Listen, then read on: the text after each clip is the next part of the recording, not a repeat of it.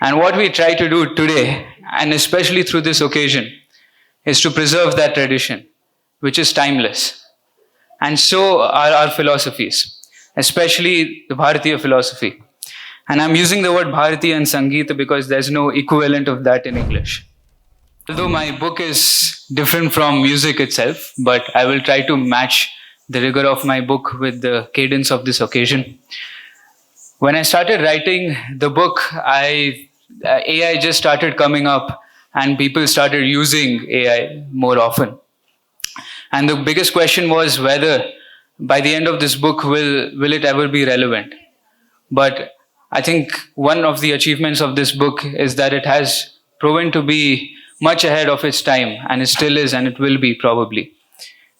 The way I'd like to introduce it is we have undergone multiple philosophical changes throughout history.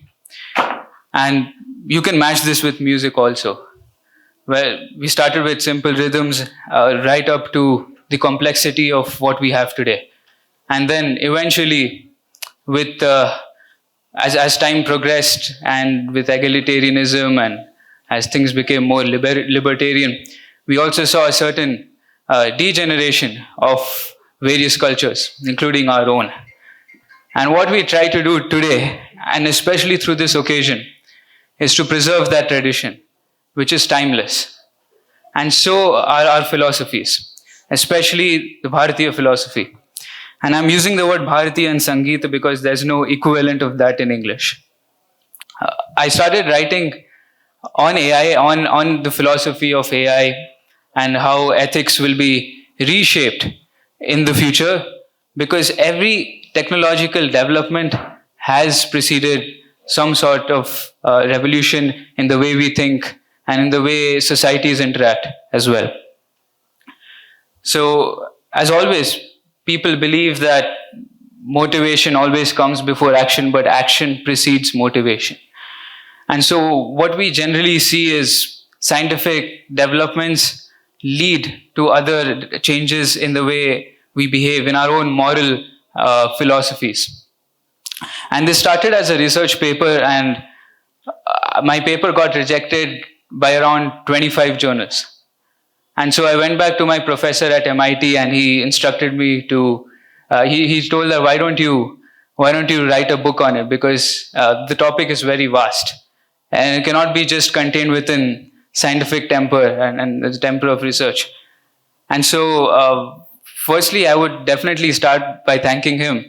And then also by thanking everybody over here, my father and everyone who has inspired me to do so. And also people who have bought the book. I didn't imagine the book will sell around 500 copies, which is a lot for a book of such cadre, because it has a lot of technicalities, and I could not help but include them. One major takeaway from this, because anyways I have to tell you people about what the book is. So it's about redefining concepts which we have taken for granted. What is justice? What is morality? What is ethics? What is good, bad? I don't define this outright. It's for everybody else to do that. But I give you conditions, and I give you certain pre-instances on the basis of which we have to rethink these concepts. And if we do not rethink these concepts now, and we do not affirm it with our own tradition and what has been handed down to us over centuries, then as always, as it has happened, science and technology will define it for us. And so this book can serve as a warning. It can also serve as a lesson, but most importantly, it is a deep insight into how people and societies interact amongst themselves and how that is related to AI. I start with explaining how these models train, and why AI is so important today is not because it makes our tasks easier, but because as we see, there's something called an AGI, and as we are approaching this sentient AI, where AI can think, it can decide, it can evolve, it is shaping how we act today. And so that has a huge impact on how our relations and our society, our nation, interactions between them will be shaped in the coming future. So with that, I would like to end, and I would not give too much into it because I would like to keep the suspense there. So thank you everyone for giving me this platform, and I thank everybody on the dais. Everyone's elder to me, and their ashirvada means everything and means a lot, and it inspires me to keep moving forward and keep developing these concepts for you. Thank you so much.